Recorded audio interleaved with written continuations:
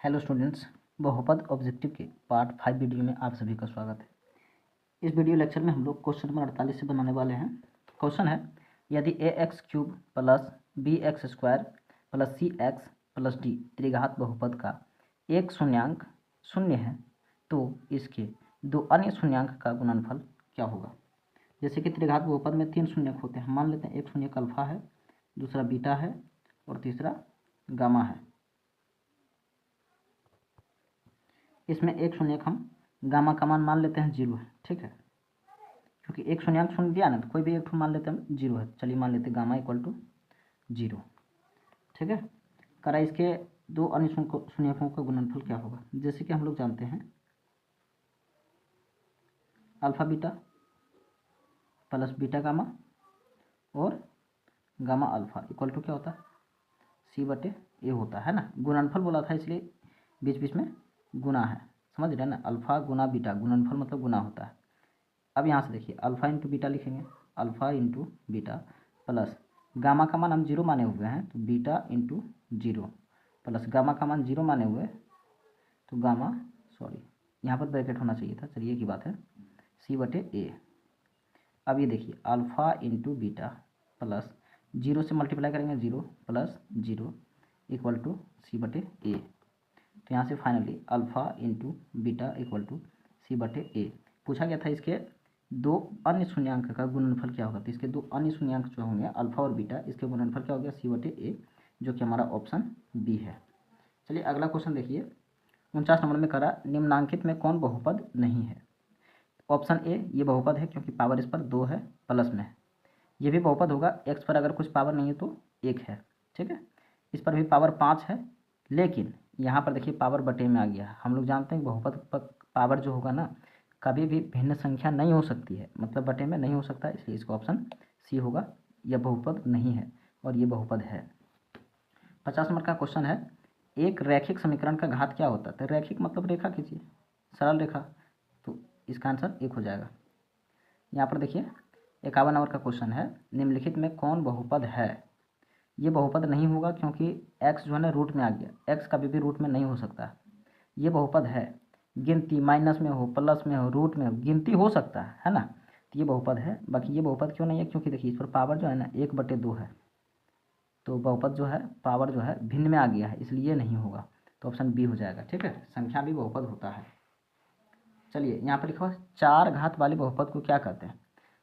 जिसमें 4 घात हो, है ना, उसे हम लोग 4 घातीय बहुपद कहेंगे। लेकिन यहाँ पर ऑप्शन में द्विघात है, त्रिघात है, रैखिक है। रैखिक मतलब पावर 1, त्रिघात मतलब पावर 3, द्विघात मतलब पावर 2।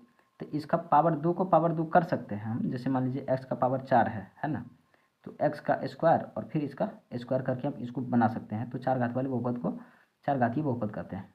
तो यहाँ पर बहुपद ठीक करेंगे, द्विघात में नहीं करेंगे। अगला क्वेश्चन है 53 नंबर का, देखिए, निम्नांकित में कौन बहुपद नहीं है। ये बहुपद होगा, बिल्कुल होगा, संख्या है।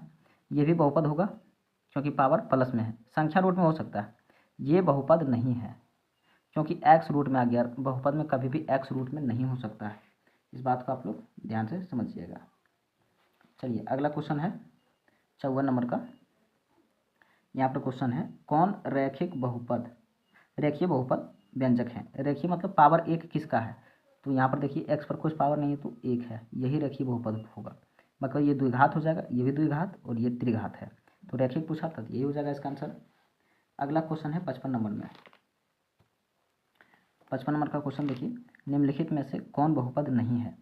तो देखिए यहाँ पर तो स्क्वायर से रूट इसका कट जाएगा, तो ये बहुपद हो सकता है। लेकिन देखिए यहाँ पर ये जो है ना रूट यहाँ तक आया, यानी x रूट के अंदर में हो गया है, ये बहुपद नहीं होगा। ये भी बहुपद नहीं होगा, ये बहुपद होगा, ठीक है, और ये भी बहुपद होगा। इसका मतलब इसमें 2 आंसर गलत दे दिया है, एक ये और एक ये दोनों बहुपद नहीं होगा।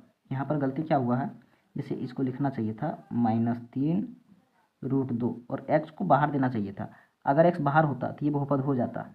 ये बटे में भी x नहीं हो सकता क्योंकि इसके पावर नीचे है ना, पावर 1 है। अगर हम इस x को ऊपर लेकर के जाएंगे तो पावर -1 हो जाएगा। तो ये दोनों बहुपद नहीं है, बाकी बात ये दोनों बहुपद है।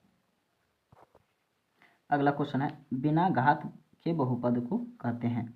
56 नंबर में, बिना घात का बहुपद मतलब जिस संख्या पर कुछ पावर नहीं, जैसे कि मान लीजिए x + 3 है, इस पर घात नहीं दिख रहा है, लेकिन फिर भी एक छुपा हुआ है, और जिसका पावर एक हो उसे हम लोग क्या कहते हैं, रैखिक बहुपद कहते हैं। घात n के किसी बहुपद के शून्यकों की अधिकतम संख्या कितनी होगी, तो जितना पावर होगा उतने आंसर होंगे इसके। जैसे कि मान लीजिए आप लोग देखे होंगे x plus 3 equal to zero, यही एग्जाम्पल ले लेते हैं, है ना। x plus 3 equal to zero, इस पर पावर कुछ नहीं तो एक है, तो x इक्वल टू प्लस में 3 बाहर जाएगा तो -3, एक आंसर हुआ है। लेकिन अगर हम लिखें x square minus 4 equal to zero, तो पावर कितना अभी 2 है, इसके 2 आंसर होंगे। देखिएगा x square equal to minus में 4 है बाहर जाएगा तो +4। अब x इक्वल टू ये जो है ना स्क्वायर इधर आकर के क्या हो जाएगा, रूट हो जाएगा, और 4 का वर्गमूल जो होगा 2 होगा। आप कहिए एक एक आया नहीं, इसका वर्गमूल प्लस में भी हो सकता है माइनस में भी, तो इसका आंसर क्या हो गया, +2 और -2, इसके 2 आंसर हैं। इसी तरह से अगर पावर 3 होगा तो आंसर भी 3 होंगे, इसलिए जितने घात होंगे उतने शून्यक होंगे। अगला क्वेश्चन है रैखिक बहुपद का घात कितना होता है, इसको रट लीजिए, ये एग्जाम में बार बार रिपीट होता है ये क्वेश्चन, ठीक है। रैखिक बहुपद का घात जो होता है हमेशा एक होता है। एक त्रिघात बहुपद के शून्यकों की अधिकतम संख्या है। अगर त्रिघात बहुपद है, त्रि मतलब 3, तो बहुपद में घात की संख्या भी 3 होगी। रैखिक बहुपद फिर से आ गया है, यहाँ भी रैखिक देखिए, यहाँ भी रैखिक देखिए कि आंसर टिक कर दीजिए, है ना, या इसका आंसर होगा 60 तक। चलिए 61 नंबर का क्वेश्चन है, एक घातीय बहुपद का आरेख होता है। आरेख मतलब हो गया ग्राफ, अगर खींचेंगे तो अगर एक घातीय है मतलब रैखिक बहुपद है तो उसका आलेख सरल रेखा होता है। हम यहाँ पर लिख देना चाहेंगे रैखिक बहुपद का आलेख कैसा होता है, रैखिक बहुपद का आलेख होता है सरल, ठीक है। दूसरा देखिए, अगर द्विघात बहुपद है, ठीक है, तो द्विघात बहुपद का आलेख कैसा होता है, परवलय।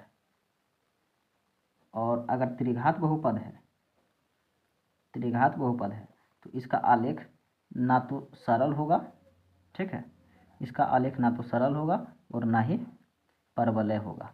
अब एक चीज़ हम आप लोगों को बताना चाहेंगे कि रैखिक बहुपद में जैसे कि आलेख हम बोले सरल रेखा कैसे होता है, जैसे ये हो गया, इसको x बोलते हैं, ये x डैश हो गया, ये y और ये y डैश हो गया। तो इसका आलेख जब खींचेंगे तो इसी तरह का लाइन खींचेगा, इस तरह का हो गया या फिर इस तरह का होगा, इस तरह का, मतलब एक सीधी रेखा होगी, ठीक है, रैखिक बहुपद का, ठीक। जबकि द्विघात बहुपद का आलेख जब हम खींचेंगे तो ये x हो जाएगा, ये x डैश, ये y और ये y डैश। तो इसमें परवलय का मतलब देखिए ये होता है यू के आकार का, कुछ इस प्रकार का, ये इधर से हो सकता है या इसे नीचे हो सकता है, इस तरफ हो सकता है, इधर से हो सकता है, यू के आकार का, तो परवलय हो गया, ठीक है। तो सरल रेखा में एक रेखा इस तरह से आलेख होगा, इसमें यू की तरह होगा, और ये जो होगा ना त्रिघात बहुपद का आलेख, इसको देख लीजिए, त्रिघात बहुपद का आलेख होता कैसा है, जब ना सरल रेखा है ना परवलय है, तो देखिए इस तरह से जाएगा ये जे, इसमें दोनों मुंह एक तरफ हो जाएगा, समझ गए ना, परवलय में, इसमें ऊपर से आया और ये नीचे चला जाएगा, हो सकता है इधर से आया और इधर चला जाए, तो ये ना तो सरल रेखा हुआ और ना ही पूरी तरह से परवलय हुआ, है ना। तो इस चीज़ को आप लोग ध्यान रखिएगा, ये आलेख से क्वेश्चन पूछा जाता है। अगला क्वेश्चन है 62 नंबर का, इसमें है 3x स्क्वायर माइनस 12 के शून्यक हैं। तो चलिए इसको बनाते हैं हम लोग, 3x माइनस 12 के शून्यक निकालना, बराबर में 0 लगाएंगे, ठीक है। अब देखिए 3x square equal to minus में 12 बाहर जाएगा तो +12, 3 से 12 कट जाएगा 4 बार में, x इक्वल टू यह स्क्वायर जो है इधर आकर के रूट हो जाएगा, तो x का मान क्या हो जाएगा, x का मान प्लस माइनस 4 का वर्गमूल 2, यानी कि प्लस माइनस 2 होगा। देखिए यहाँ पर ऑप्शन ए इसका दिया हुआ है। चलिए क्वेश्चन देखिए 63 नंबर में करा, यदि x minus A F x का एक गुणनखंड है तो एफ ए का मान क्या होगा। एक बात आप लोग जानिए, चूँकि x माइनस ए जो है गुणनखंड है इसलिए इक्वल टू 0 लिखेंगे, तो x इक्वल टू कितना हो जाएगा, यहाँ से माइनस में a बाहर जाएगा तो प्लस में a, यानी x जहाँ पर होगा वहाँ पर a रखना है। वास्तव में यहाँ भी वही हुआ, x की जगह पर क्या रखा गया a, तो x है ना, इसके जगह पर हम रख देंगे a, अब माइनस में पहले से क्या है a, तो F A equal to a में से a घटा देंगे तो 0 इसका आंसर होगा, उत्तर बी। चलिए 64 नंबर का क्वेश्चन देखिए, एक्स स्क्वायर माइनस 5 के शून्यक हैं, शून्यक निकालना है तो बराबर में शून्य देना है, ये चीज़ आप लोग दिमाग में बैठा लीजिए। तो एक्स स्क्वायर यह माइनस है ना, इसको जब बाहर लेके जाएंगे तो क्या हो जाएगा प्लस, और इस प्रकार से यहाँ देखिए एक्स इक्वल टू यह स्क्वायर जाकर के इधर रूट हो जाएगा 5, ये प्लस में भी हो सकता है और माइनस में भी, चूँकि 5 का वर्गमूल नहीं होता तो इसी तरह से आंसर भी होगा। देखिए ये प्लस में 5 है, ये माइनस में 5 है।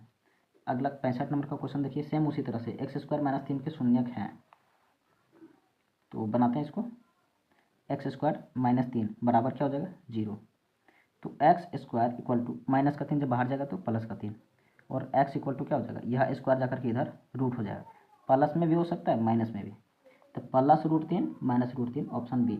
इस तरह से बहुपद का ऑब्जेक्टिव खत्म हो गया है।